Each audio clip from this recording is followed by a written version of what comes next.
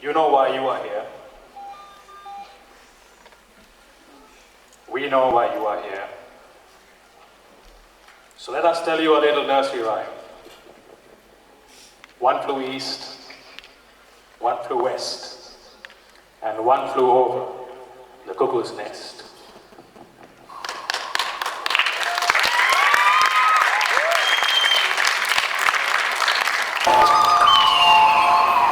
You hear it, Papa? The back machine. They got it going 18 stories down below the ground. They're putting people in one end and out comes what they want. The way they do it, Papa, each night they tip the world on its side and everybody loose goes rattling to the bottom. Then they hook him by the heels, they hang him up and cut them open. Only by the time they got millions, just some beat up gears and stuff, and all they bleed is rust. You think I'm raving because it sounds too awful to be true, but my God, there's such a lot of things that's true, even if they never really happen.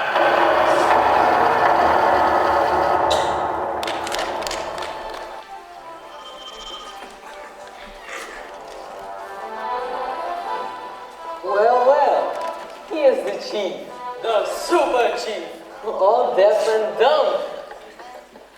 Had his breakfast and raring to go. Don't you know better, chief?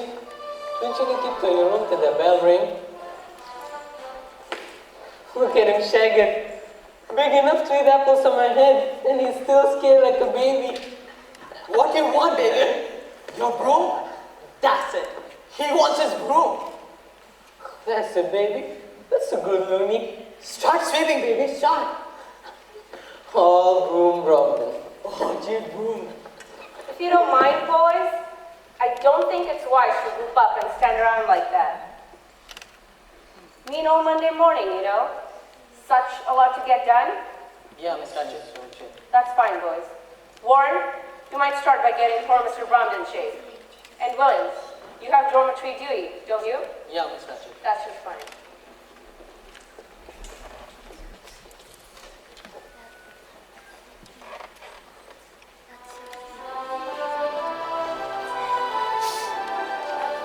Sorry, I'm late. I went to the night mass, and then I overslept, and then Never mind. But Let's get started, shall we? Medication. All patients to the day room. Medication.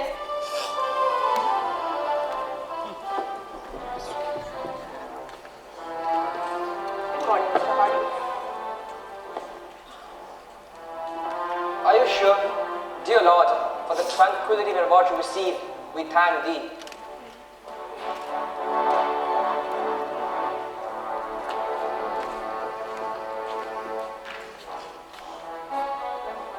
Billy, dear.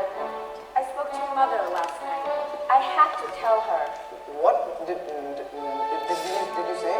that you were sorry and had promised not to try it again. Thank you, Miss Ratchet. Drink it all, dear.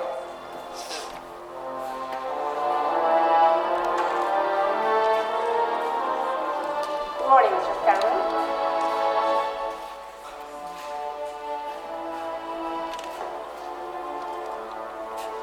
Mr. Chesley.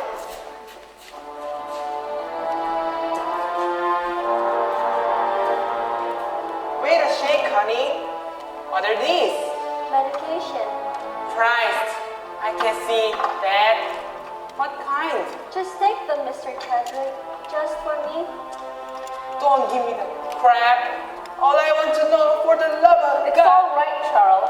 What you mean it's alright? You don't have to take them. That's what I mean. You just shove any old shit at a man. I don't? That's okay then.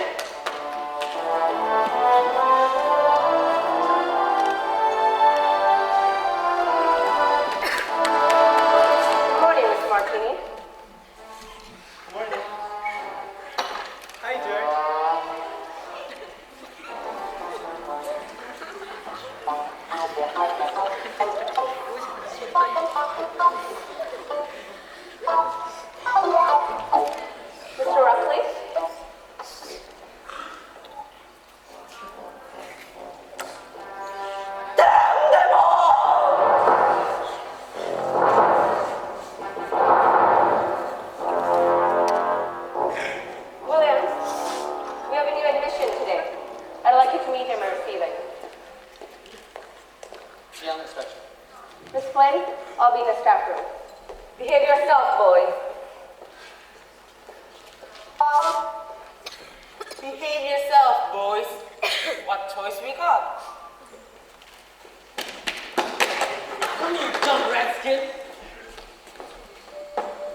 like this, huh? Can't say I like that look in your eye.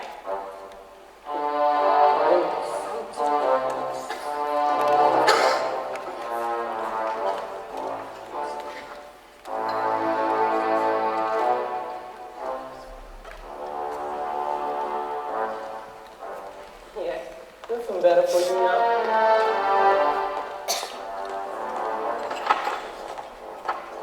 Look out there! Sweet thing. Do you need any help? Your deal, Martini. Okay.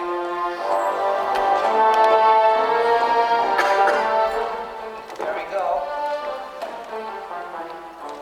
1, 2, 3, 4, 5. 1, 2, 3, 4, 5. Hey, cut it out. What's the matter? There's nobody there. Are you sure? There's only 4 of us. Okay. Oh, Martini, will you for God's sake stop hallucinating? Just give me the cards.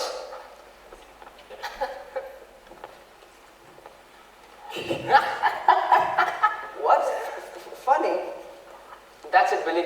Write it down. Well, we're supposed to. Sure, get a gold star by your name. Hey, you write down everything I say. And I'm gonna write down some things you did. Oh, shut up, you two. Damn them all! This place is a madhouse. Fellow psychopaths. As president of the Patients' Council, I, Dale Harding, do hereby decree 10 seconds of blessed therapeutic silence.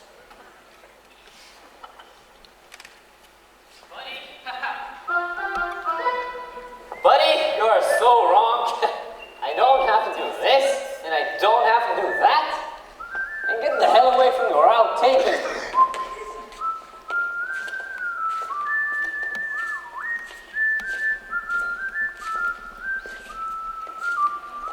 Morning, buddies. It's a mighty nice fall day, huh?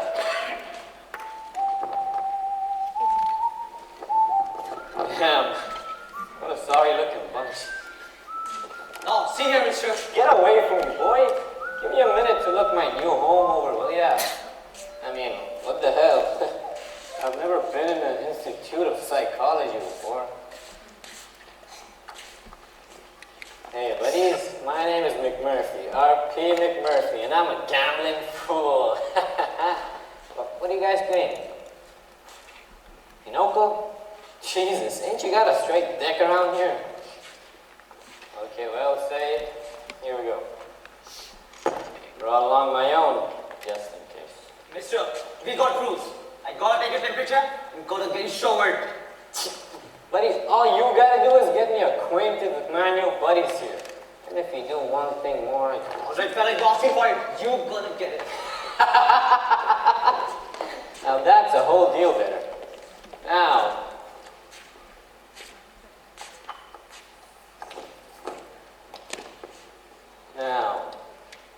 who's the Bull Goose Looney? I'm asking, who's the Bull Goose Looney? Well, it's not me, mister. I'm not the Bull Goose Looney. Although you could say I'm next in the line for the job. Well, buddy, I'm truly glad you're next in the line for the job. But since I'm thinking of taking over this whole shebang, maybe you better take me to a leader. Mr. Harding, you're president of the Patients' Council. Does this gentleman have an appointment? Do you have an appointment, Mr. Murphy? Mr. Harding is a busy man. This busy man Harding? See the Bull Goose Looney? That's right. Well, you tell Bull Goose Looney Harding that R.P. McMurphy here is waiting to see him. And this nut house ain't big enough for the two of us. You tell him either he meets me man-to-man or he's a yeller skunk and better be out of town by sunset. Hey, Billy, you tell this young upstart McMurphy that I'll meet him in the main hall at high noon and we'll settle this affair once and for all. Billy, you tell him that R.P. McMurphy here is used to being the top man in every situation. So if he's bound to be a loony, he figures to be the stomp-down dad joke biggest one of all. Oh my God.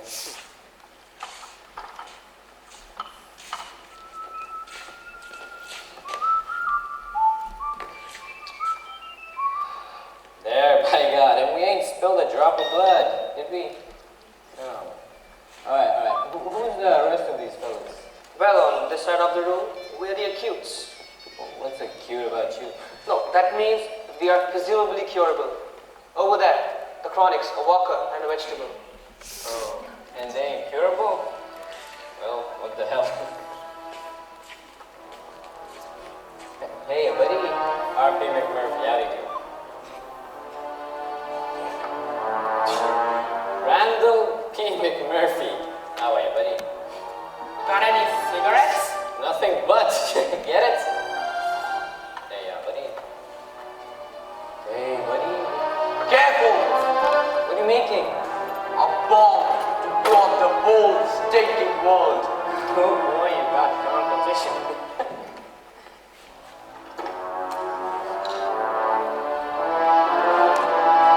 Hey, buddy. My name is R.P. McMurphy, and I don't like to see a grown man like you sloshing around in his own water now. Why don't you go get dried up? Pull the nades out. Oh, sure.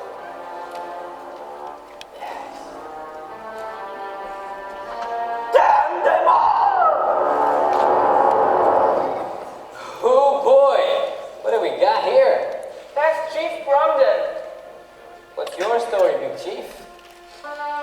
He can't hear you. He's deaf and dumb. Well, what they got him strapped down for? I don't like that. No, sir. Just ain't dignified, you know?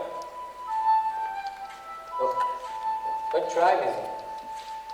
I don't know. He was here when I came. According to the doctor, he's a Colombian Indian. One of those who lived up on the waterfalls. But I believe the tribe is now defunct. That's right, Chief. You defunct? He can't hear a word you say. Mr. McMurphy, Ma'am. I'll take that. Ed Williams tells me you're being difficult. Me? I understand you refused to take your admission shower. Oh, well, as to that, ma'am, they showered me at the courthouse and last night at the jail. And I swear they would have washed my ears for me on the way over if they could have found the facilities. That's quite amusing, Mr. McMurphy. But you must realize that our policies are engineered for your cure, which means cooperation. Well, ma'am, I'll cooperate from hell to Thursday, but you wouldn't want me to be unpolite. I mean, I have to get acquainted with my new buddy. Please understand, I do appreciate the way you've taken it upon yourself to orient with other patients, but everything in its own time. You must follow the rules. You know, ma'am, that is the exact thing somebody always tells me about the rules, just when I'm thinking of breaking every one of them. Now they gotta fix it with the clothes. They got wires running to each man and units planted in our heads. There's magnets on the floor so we can't walk away from what they want. We got stone brains, cast iron guts, and copper when they took away our nerves. We got cogwheels in our bellies and a welded grill. And every time they throw a switch, it turns us on or off. They got a network clear across the land. Factories like this are fixing up mistakes they made outside. The combined power. Big. Big. Big. Oh yes, there is true such a thing. They got me way back the way they got to you.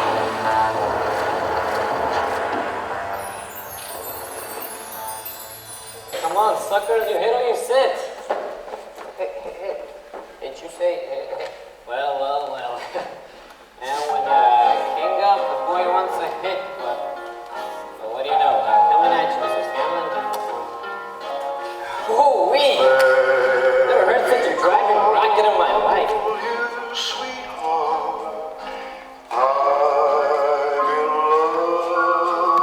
Yes? Would you mind switching off that goddamn noise? Yes, Mr. McMurphy. Yes, what? Yes, I would mind. Music is considered therapeutic. What in the hell is therapeutic about Lawrence? Well, Please don't lean on the glass. It makes finger marks. horseman. We have a rule against gambling. Just paying for some cigarettes. God. Are you sure those cigarettes don't represent something else? Yeah, I have a lot of smoke.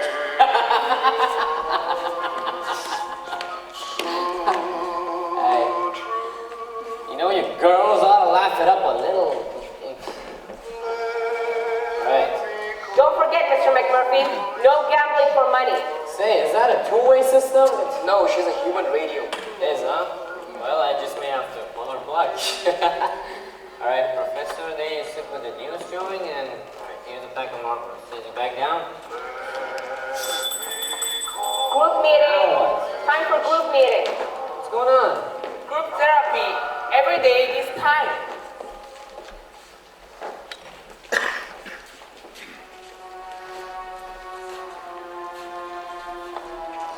Mr. McMurphy, would you like to join us? Now then, would anyone like to begin? I guess I ought to talk about this. It was on account of my mother. Every time she comes to visit, it leaves me feeling just awful. Your mother loves you, Billy. Billy darling, Billy baby. I know. That's the trouble. But I'm such a disappointment to her. But she won't admit it. She won't see me like I am. I say to her, Mama, I'm not right in the head.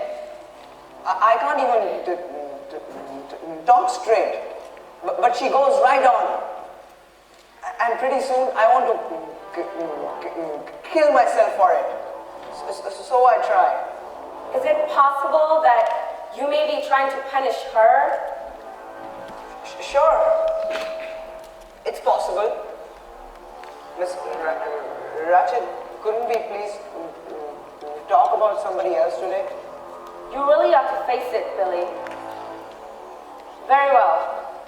At the close of Friday's meeting, we were talking about Mr. Harding's relations with his wife. Does anyone care to touch upon this further? Touch upon what? The subject. To continue, according to notes entered by various patients in the logbook, Mr. Harding... Good afternoon, Doctor. I'm sorry. Yes, we were just talking about Mr. Harding's relations with his wife. Whose wife? Oh. I see her. Where? God, what I wouldn't give for this man's eyes.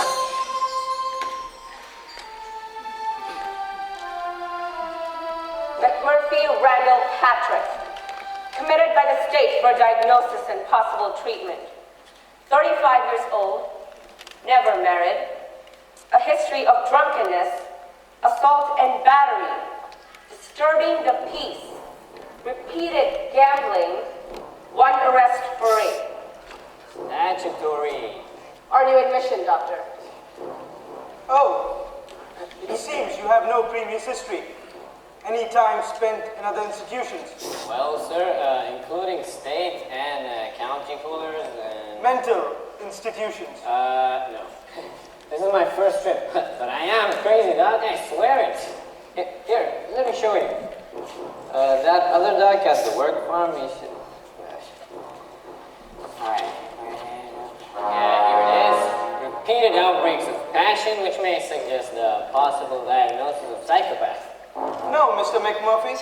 Well, that bit about fighting I can understand, but whoever heard of a man getting too much puzo? But I am interested in this statement. Don't overlook the possibility that this man might be feigning psychosis to escape the drudgery of the work farm. Well, Mr. McMurphy, what about that? I look like a sane man?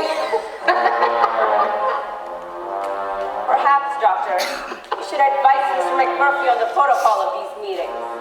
Yes. One of the first rules is that the patients remain seated. Why, sure, Doc. You see, we operate on the principles of the therapeutic community. The which? Therapeutic community. It means that this ward is society in miniature. And since society decides who is sane and who isn't, You must measure up. Our goal here is to set up a completely democratic ward, governed by the patients, working to restore you to the outside. If you hear in the logbook for all to see, do you know what this procedure is called? Squealing? Group therapy. Help yourself and your friends probe the secrets of the subconscious. Bring those old guilt out into the open. What guilt? You have them, or you wouldn't be here. Oh yeah, I think I'm beginning to catch on, Doc. Excellent. Yeah, like this dream I had the other night, could you maybe tell me what it means? You see, it was like me in the dream, but then again, it wasn't me. I mean, more like somebody who looked like me, like my daddy. Interesting. Yeah, that's who it was. It was my daddy for sure, because when I saw me, I mean him, he had this big iron bolt through his jawbone. Your father had an iron bolt through his jawbone? A regular Frankenstein. How fascinating. I don't think I've ever heard of a similar. Doctor, Mr. McMurphy might learn best by example. According to notes entered by various patients in the logbook, Mr. Harding has stated that he was uneasy when walking with his wife on the street because of the manner in which other men stared at her. He has further said, She damn well gives him reason to stare. I'll bet he's afraid of her. Not afraid. Okay, scared. It might be fair to say, though, intimidated. Same thing. I bet he's got a mother fixation. I'll bet he was never weaned. That's not so.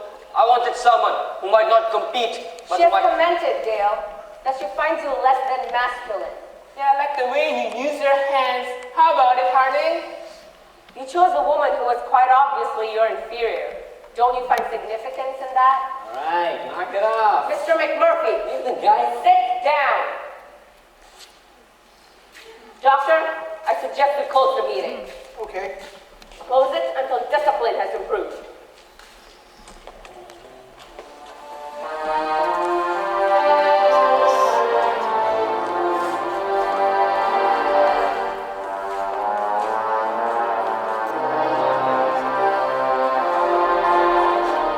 Say, buddy, is this the way these little meetings usually go? Bunch of chickens at a pecking party? A begging party? I haven't the faintest notion what you're talking about. I'll just explain it. You see, when the flock gets sight of a speck of blood on some chicken, they all go pecking at it. See? A begging party. That certainly is a pleasant analogy, my friend.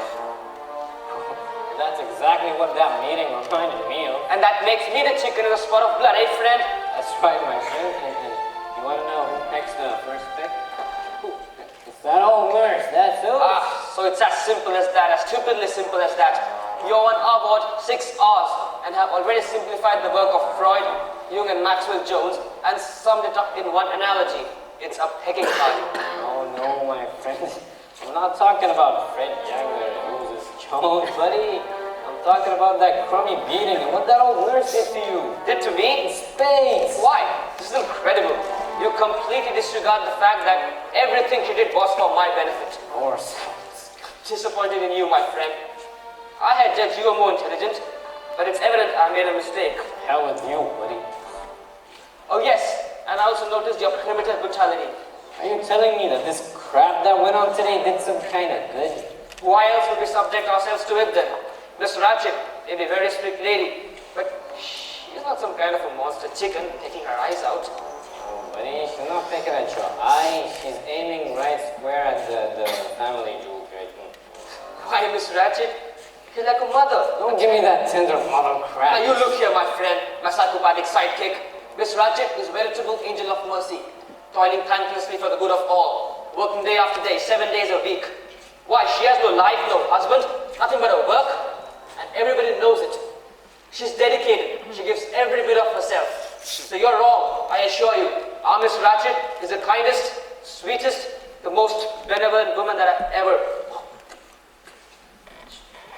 You're right. About all of it. Why don't you do something? Why? Because the world belongs to the strong, my friend. I'm not a chicken, I'm a rabbit. All of us here are rabbits. Hey, Billy, hop out for Mr. McMurphy here. Cheswick, show him how furry you are. You're bashful, isn't that sweet? Shut your mouth. All right, friend. Tell us what should we do? Raise Jack, tell her go to hell. Try it, buddy. That will ship you right on up to the disturbed. Or down to the shock shop. The witch? The electroshock therapy, my friend.